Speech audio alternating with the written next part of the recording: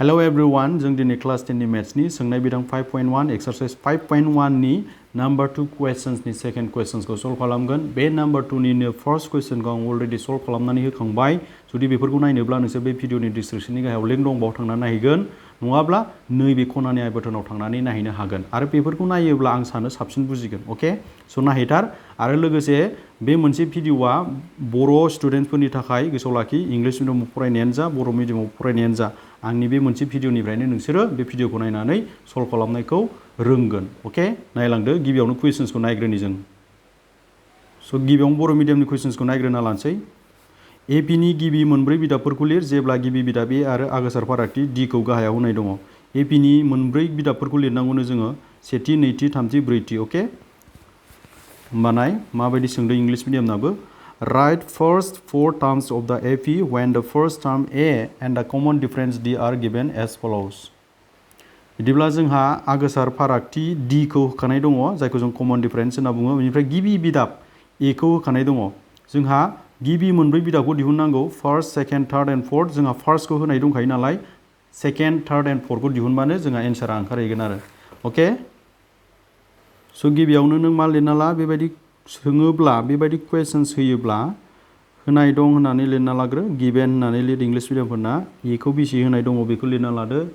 एआ बेसेबां दङ, -2। बेनिफ्राय डि इकुवेल टु बेसेबां दङ, 0। जोंखौ गिबि मोनब्रै बिदाब लिरनो होदों नालाय, जोङो मा खालामगोन, मोनसे फर्मुला बाहायगोन।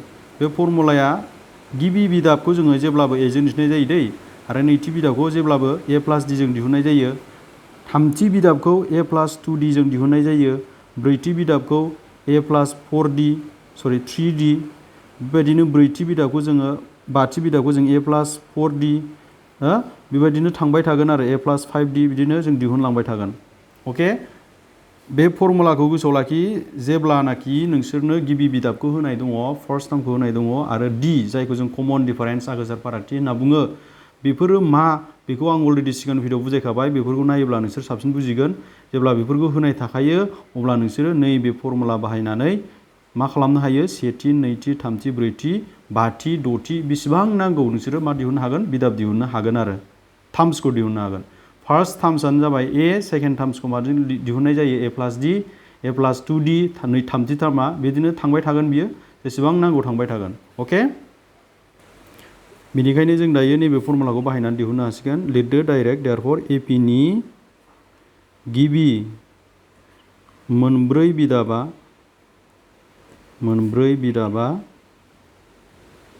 इंलिश मिडियामफोरना लिरगोन, द फर्स्ट, एसे सर्ट काटै फोरोंसै आं, 4 terms of A P R. English मिडियामना बेखौ लिर, बे बाथ्राखौ दै। होमबा नायदो, जोंहा गिबियाव मामोन, गिबि बिदाबा ए मोन। ए खौ अलरेडि होनाय दंखायो, -2। गिबि बिदाबा मा जागोन, -2। बेनिफ्राय सेकेन्ड बिदाब ए प्लास डि। सेकेन्ड बिदाबखौ ए प्लास डि जों दिहुननाय जायो। एआ बेसेबां, ए प्लास डि खौ लिरना लाग्रोनाय। ए प्लास डिआ बेसे जागोन, एआ -2 नङा होमबा। डि नि जायगायाव बेसेबां फज'नो हागोन, जोङो 0 फज'नो हागोन। मानो होनबा डि इकुवेल टु 0 दं नालाय जोंहा। होमबा -2 जों 0 जों प्लास खालामबा जोंहा माखौ मोनो, -2 खौनो मोनो। होमबा जोंहा नैथि बिदाबाबो, सेकेन्ड टार्माबो -2 आनो जाबाय।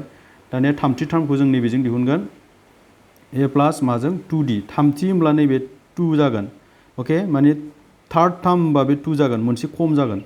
फोर्थ टार्म्स होमबा नै, बे मा जागोन, 3 जागोन। बे 3 जागोन, गोसोआव लाखि।